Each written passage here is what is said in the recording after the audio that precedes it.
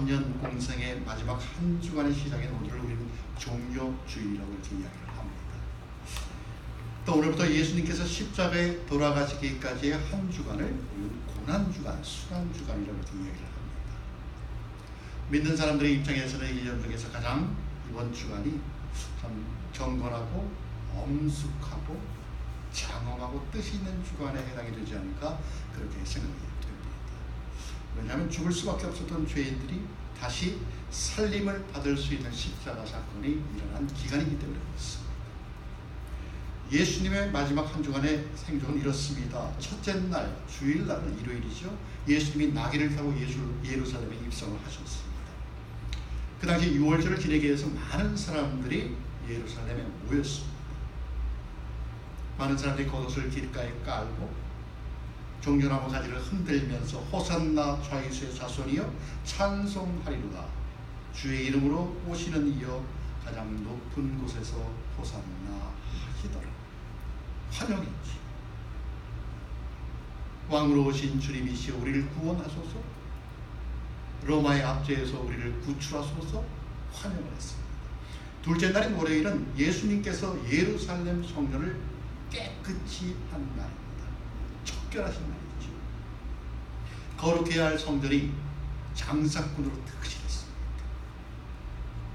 정말 시장바닥과 같이 물러나진 모습을 보시고 주님은 분노하여서 장사꾼들을 전부 다 내쫓아옵니다. 그리고는 그 분노의 길을 가다가 무화과 나무를 저주합니다. 타락할 대로 타락해버린 예루살렘의 도성, 그리고 무엇보다도 더 타락한 제사장들, 그 모습을 보시고서는 그들에게 쏟을 저주를 무화과 나무를 통해서 해결하십니다. 이것이 둘째 날에 있었던 일입니다. 셋째 날인 화요일은 예루살렘 성을 바라보시면서 눈물을 흘리신 날입니다. 왜냐하면 앞으로 40년 후면 이 예루살렘 성이 정말 하나도, 돌뿌리 하나도 남김없이 깨끗이 파멸되고 말기 때문에 그렇습니다. 실제로 그렇죠. 기원 후 AD 70년에 로마의 장군인 디도 장군이 예루살렘을 아주 처참하게 짓밟습니다. 110만 명이 죽었습니다. 도성이 산산조각이 나죠. 돌뿌리 하나도 남지 않습니다. 그런데 그것을 모르고 오늘도 흥청망청 살아가는 저 우매한 백성들을 바라보면서 안타까운 마음에 예수님께서 예루살렘 성을 바라보면서 우셨던 날. 그 다음에 셋째 날. 넷째 날을 수요일은 십자가를 지시기 전에 모처럼 휴식을 취하는 겁니다. 그런데 예수님의 제자였던 가룟 유다가 아주 그냥 열심히 돌아다니면서 예수를 팔기 위해서 흥정을 하고 다녔습니다. 결국 은전 30에 예수님을 팔아내지. 다섯째 날인 목요일은 제자들의 발을 씻기신 날입니다. 우리가 세종 목요일이라고 이렇게 칭합니다. 자신의 죽음이 얼마 남지 않은 것을 아신 예수님은 제자들에 대한 사랑을 표시로 그들의 발을 씻깁니다. 그리고는 함께 최후의 만찬을 나누시고 제자들을 이끌고는 감람산으로 기도하시기 위해 올라가십니다. 이것이 다섯째 날 있었던 일입니다. 여섯째 날인 금요일은 고난주간의 절정이지요. 이날에 예수님이 고난을 받으신 날입니다. 이날 예수님은 가야바에게 체포되어서 신문을 받고 빌라도 법정에서 신문을 받고 마침내는 군중들에게 맡겨져서 가시관을 쓰시고 골고다 언덕에서 십자가에 못 박혀 돌아가신 날입니다. AD 29년 니산월 1월 15일 오전 9시에 못 박히셔서 오후 3시에 생명을 거두시게 됩니다. 그래서 이날을 우리는 성금요일이라고 이렇게 이야기를 합니다. 그러니까 토요일은 안식일이죠. 모든 유대인들은 이날은 쉬게 되어 있습니다. 예수님은 금요일 저녁에 매장되어서 토요일날 무덤에 지내시고 일요일날 새벽에 다시 부활하십니다. 모든 것을 극복하신 것이죠. 악의 세력을 극복하시고 모든 부족적인 것들을 극복하시고 모든 부조리를 일소하시고 보란듯이 살아나셔서 우리에게 부활의 소망을 안겨주셨습니다. 부활 새벽 아침. 그 이 세상의 모든 사람들은 모든 그리스도인들은 이날을 주의 날로 선포하고 예배를 드리기 시작했습니다. 주의 날. 그래서 일요일이 주님의 날입니다. 십자가의 승리죠. 여러분, 우리가 잘 알고 있듯이 주님은 십자가를 지시기 위해서 모든 사역을 감당하셨습니다. 그것이 그분이 가지고 있었던 궁극적인 목적입니다. 그래서 교회가 가지고 있는 생명의 본질은 십자가입니다. 십자가 없는 교회는 생각할 수가 없지요. 그것을 위해서 주님이 가르치시고 선포하시고 치유하셨던 것입니다. 예수님은 이 십자가의 길이 진실의 길이고 진리의 길이라고 하는 것을 제자들에게 가르치고 싶어 하셨습니다. 그래서 12명의 제자를 불러 모으셔서 세우셨던 것입니다. 여러분이 잘 알다시피 이 12명의 제자 가운데 수제자가 누굽니까? 베드로죠. 베드로. 별명이 반석입니다. 넓고 평평한 큰 돌이라는 의미입니다. 견고함을 비유적으로 나타낸 것이죠. 정말 다른 사람은 몰라도 이 사람만은 절대 넘어지지 않을 것 같은 별명입니다. 왜요? 반석입니다. 넓고 평평한 굳은 돌 아닙니까? 그러니 넘어집니까? 안 넘어지죠. 그랬던 그가 넘어집니다. 그것도 아예 예수님을 부인하고 배반합니다. 오늘 본문은 목요일 밤에 일어난 일입니다. 목요일 밤에 일어난 사건이죠. 예수님께서 제자들의 발을 씻기시고 휴의 만찬을 함께 하시고 겟세마네 동산으로 가서 제자들과 기도하시다가 가룟 유다가 함께 온 군관들에게 체포되어서 대제사장의 집으로 끌려갔을 때의 사건입니다. 한마디로 베드로가 예수님을 부인하고 배반한 사건, 그것이 오늘 본문의 내용입니다. 우리는 오늘 본문을 보면서 베드로가 그렇게 넘어질 수밖에 없었던 것은 그의 마음이 벌써 그렇게 이미 준비하고 있었기 때문이라는 것을 알 수 있습니다. 왜냐하면 오늘 본문 54절에 보니까 이렇게 이야기합니다. 예수를 잡아 끌고 대제사장의 집으로 들어갈새 베드로가 멀찍이 따라갑니다. 예수님을 멀찍이 따라갔다는 이야기.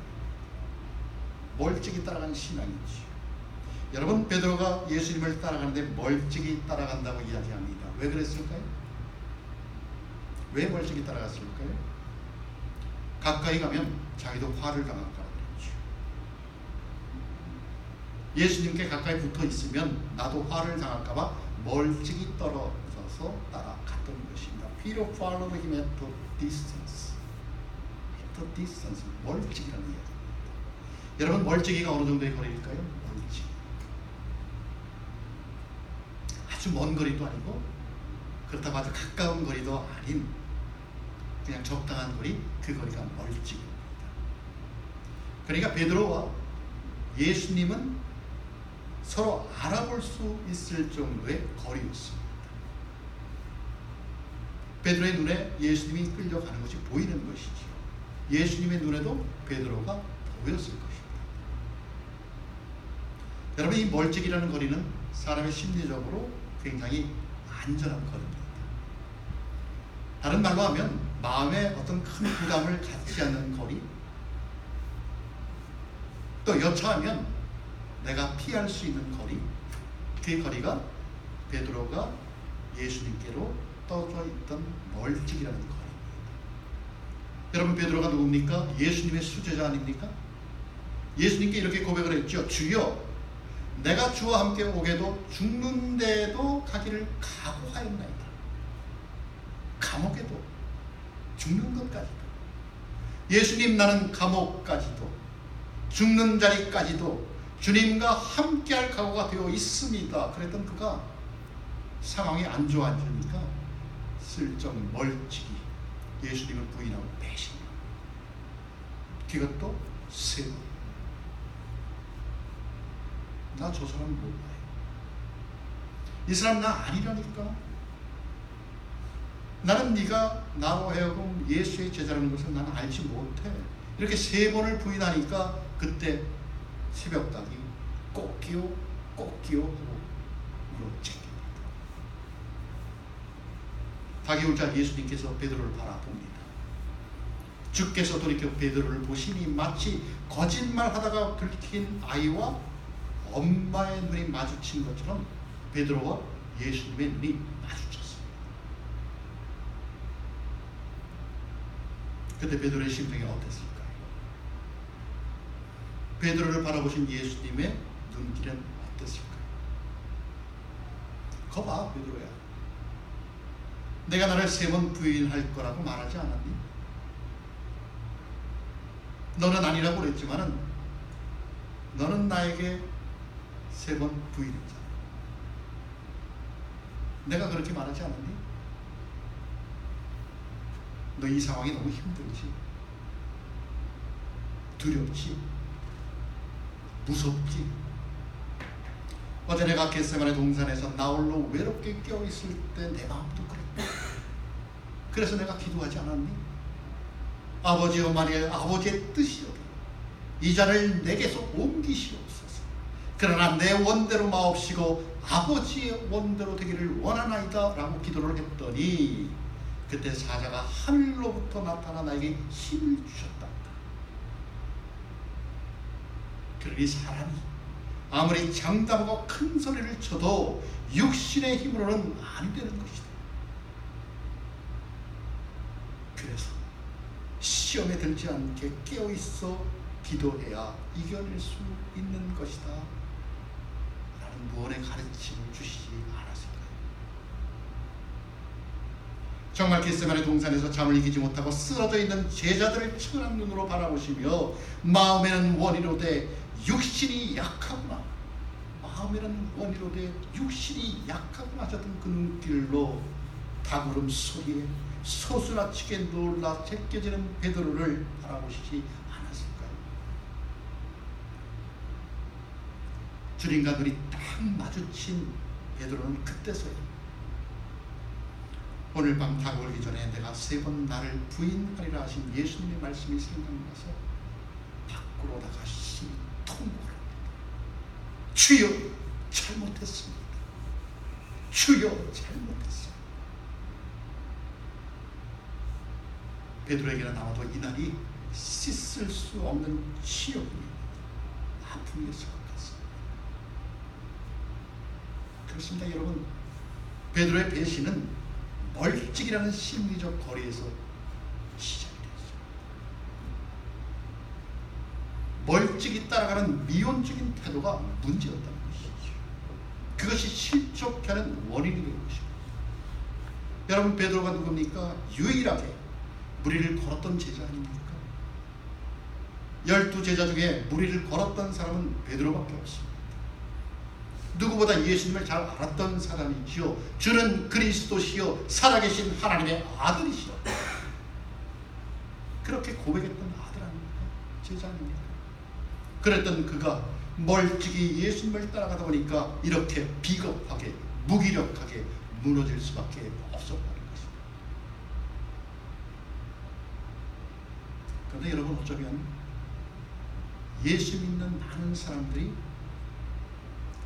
주님을 멀찍이서 따라가지 않을까 그렇게 생각이 듭니다. 아니, 그런 마음을 갖고 싶을 것 같습니다. 그냥 보이는 정도? 왜냐하면 그래야 부담이 없습니다. 그래야 부담이 없죠. 그렇지만 여러분, 그런 부담이 없다는 생각이 나를 멀찍이 걸어가게 하는 유혹임을 깨달아요. 그것은 나로 하여금 신앙에 연륜만 쌓이게 할 뿐 내가 그분을 믿고 구원 얻고 영생을 얻어서 이 땅에 살아가는 그리스도의 모습을 세상 사람들에게 나타내기에는 역부족이라는 것입니다. 그래서 여러분, 멀찍이 신앙은 비투인 신앙입니다. 좋게 말하면 중립적 신앙이고 다른 말로 하면 회색지대.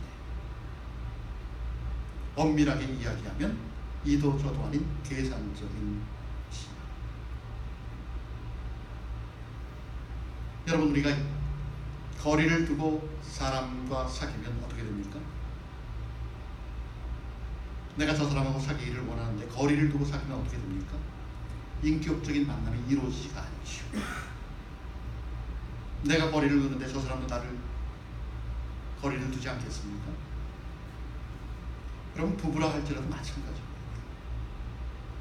멀찍이 서로를 바라보며 살아간다고 한다면 남편이고 아내가 아니라 그냥 동거인 이 정도밖에 안 됩니다. 여러분, 거기에 무슨 인격이 있을까요? 거기에 무슨 사랑이 있을까요? 동거인. 예수님을 따르는 것도 마찬가지입니다.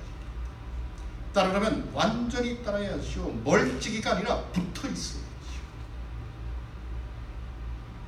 젖은 가랑잎이 딱 붙어 있듯이 딱 붙어 있어야 됩니다. 그래야 실족합니다.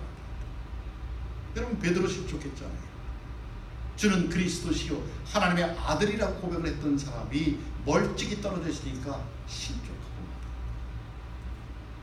여러분, 예수를 믿는 우리는 세상에 속해서 살아가게끔 되어 있습니다. 그리스도인은 세상과 함께 살아가는 사람들 맞습니다. 세상을 등지고는 살아갈 수 없지요. 하지만 그 안에서 내가 베드로처럼 멀찍이 주님을 따라간다고 한다면, 그래서 그리스도인이라는 타이틀에 걸맞는 말과 행동을 나타내며 살아가지 못한다면 우리는 닭 울기 전에 3번이 아니라 30번이라도 하는 예수님을 부인, 배신. 우리는 그렇게 살아갈 수밖에 없는 것이지. 그렇게 나약한 사람.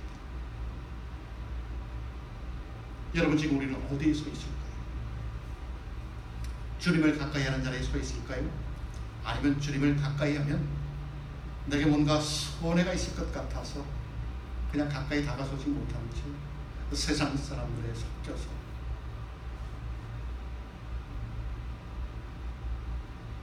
혹시 예수를 드러내는 삶이 민망하고 어색해서 그냥 세상의 모닥불 앞에 춤추고 두 손 내밀고 세상에 주는 가치와 자유를 만족하면서 살아가지는 않을까요? 정말 실족한 베드로처럼 입술로는 하나님을 가까이 하고 입술로는 무척이나 신앙적인 채 하면서도 마음으로는 하나님을 멀리 떠나 있는 우리 모습은 아닐까요? 하나님은 말씀하십니다. 하나님을 가까이 하라. 그리하면 너희를 가까이 하시리라. 하나님을 가까이 하는 사람이 하나님의 은혜를 입을 수 있습니다. 하나님을 가까이 하는 사람이 하나님의 사랑을 받을 수 있습니다.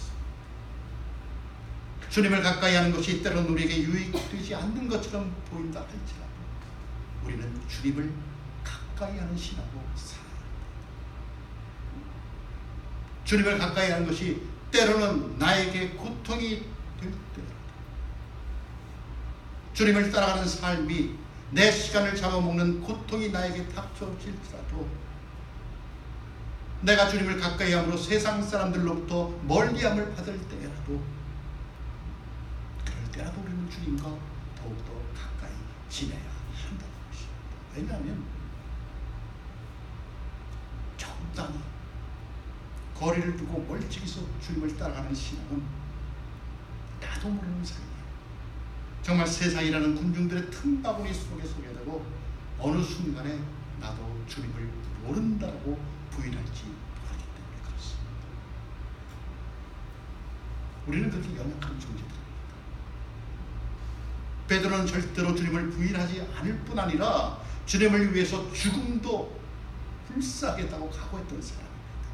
그렇게 마음을 먹었지요. 호언장담했지요. 그러나 그도 역시 연약한 인간에게 주님을 멀찍이서 따라갔더니 결국 천한 계집종 앞에서 주님을 부인하는 어처구니 없는 죄를 짓고 말았습니다. 이것이 인간의 한계입니다. 우리의 한계이죠. 그렇습니다. 예수를 믿으면서 적당하게 멀찍이 주님을 따라가는 신앙이 아니라 하나님께 가까이 함이 되게 복이라. 하나님께 가까이 함이 되게 복이라.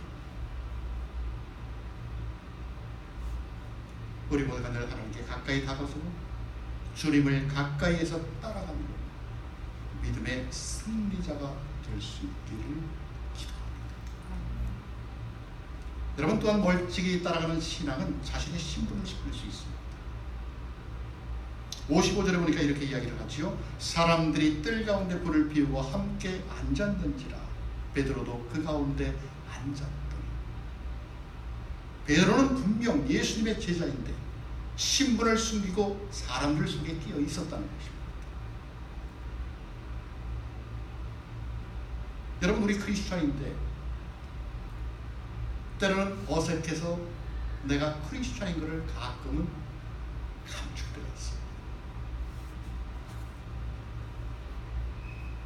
불과 몇 시간 전 자신의 발을 씻겨주었던 예수님인데, 함께 만찬을 나누었던 예수님인데, 그런 예수님을 향하여서 주는 그리스도시요 하나님의 아들이라고 말씀을 했던, 그렇게 고백을 했던 수제자 베드로였는데 멀찍이 떨어져서 예수님을 쫓다 보니까 결정적인 순간에 예수님을 외면하며 이렇게 세상 사람들 속에 섞여 앉아 있다.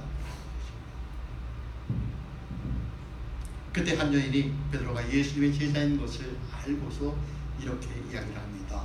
주목하여 가로되 이 사람도 그와 함께 있었느니라. 그래, 맞아. 이 사람 예수의 제자가 분명해. 너 크리스천 맞지? 너 그리스도인 맞지? 그러자 베드로가 무의식적으로, 아니 무슨 소리 하는 거야? 나 예수라는 사람 몰라. 그러나 조금 있다가 다른 사람이 와서 또 이렇게 얘기합니다. 너도 그와 함께였잖아. 너 크리스천 맞잖아. 그랬더니 베드로가 또 부인합니다. 이 사람아, 나는 아니라니까.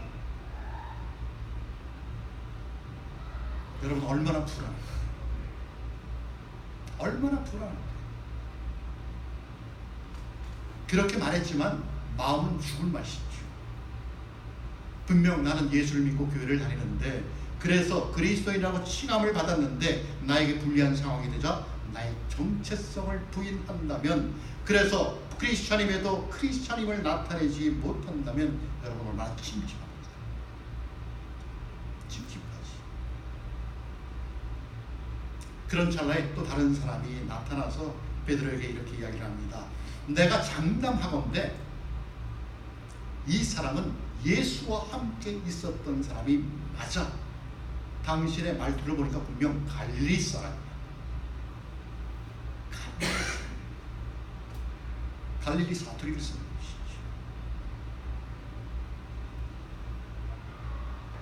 것이지. 증거를 대됩니다.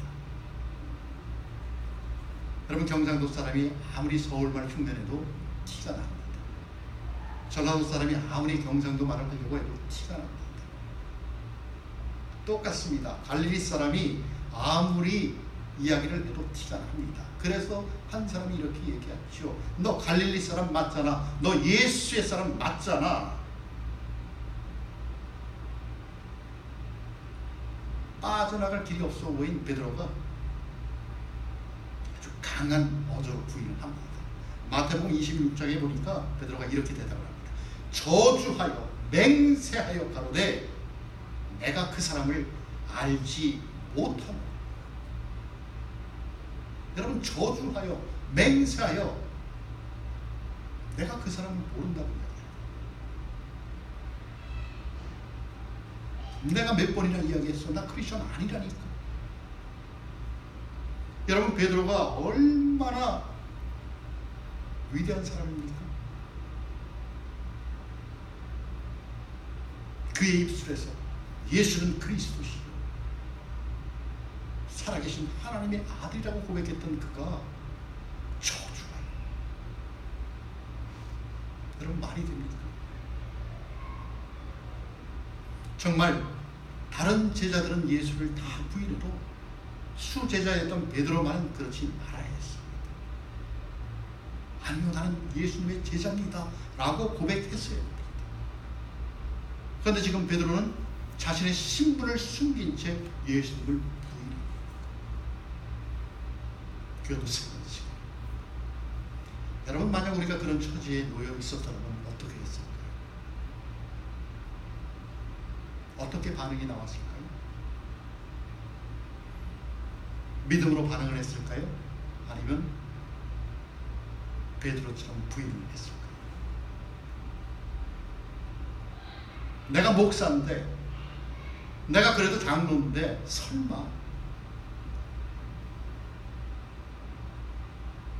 장담 못하죠. 왜요?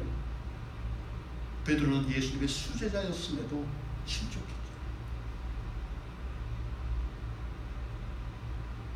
겉에 드러난 타이틀이 나로 하여금 예수님께 붙어있게 합니까? 아니죠. 멀쩡히 따라갈 수도 있습니다. 베드로처럼. 그래서 겁나는 것이죠. 그래서 두려운 것이죠. 그래서 자유롭지 못한 것이죠. 그러나 그럼에도 확실한 것은 우리는 이미 예수님의 피로 말미암아 하나님의 자녀가 된 사람들이라는 것입니다. 그러므로 우리는 세상 속에서 나는 하나님의 은혜를 받고 사는 그리스도인이라는 사실을 증거하면서 공개적인 삶을 살아야 한다는 것입니다. 여러분, 그래서 우리 목걸이에 십자가 달지 않습니까? 공개적으로 나 예수 믿는 사람. 그래서 우리 차에다가 십자가 걸어놓지 않습니까? 나 예수 믿는 사람. 감추는 것이 아니죠. 내 삶의 모습 속에서 그리스도의 모습이 나와야 한다는 것입니다. 그런 향기가 품어져 나와야 한다는 것이죠. 여러분, 우리가 신앙인의 긍지를 품고 어떤 위치에서든지 그리스도 이름을 밝히고 살아야 하나님께서 공개적으로 우리를 도우십니다. 내가 살아가는 삶의 현장에서 당당하게 크리스천임을 밝힐 때, 불리한 상황에서도 담대하게 그리스도인으로서의 신분을 천명할 때, 우리는 하나님의 살아계신 분, 그분의 도우심을 역력히 체험할 수 있다라는 것입니다. 그래서 예수님께서는 마태복음 10장 32절에서 이렇게 놀라운 축복을 약속해 주셨습니다. 누구든지 사람 앞에서 나를 시인하면 나도 하늘에 계신 내 아버지 앞에서 그 사람을 시인하리라. 누구든지 사람 앞에서 나를 시인하면 나도 하늘에 계신 내 아버지 앞에서 그 사람을 시인하리라.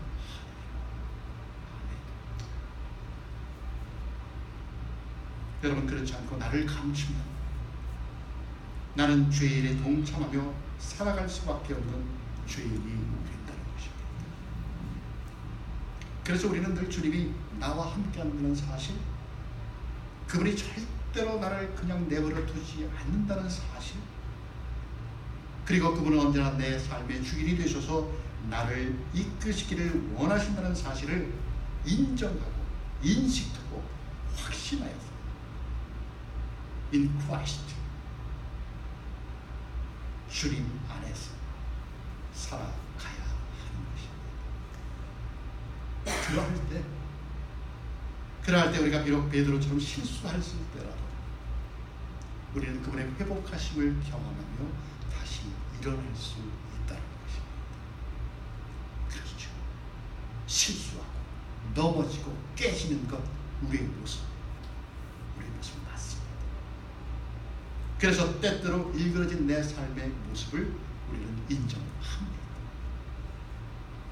그러나 우리 주님께서 이러한 나를 온전한 사랑으로 받아주시고 넘치는 사랑으로 끌어안아 주시기 때문에 우리는 믿음으로 살아가는 것이며 소망 가운데 하나님을 섬길 수가 있는 것입니다. 바울 사도는 이렇게 말씀합니다. 그 무엇도 우리를 우리 주 그리스도 예수 안에 있는 하나님의 사랑에서 끊을 수 없는 일입니다. 아멘. 여러분, 바울 사도의 고백이 우리 모두의 고백이 되기를 기도합니다.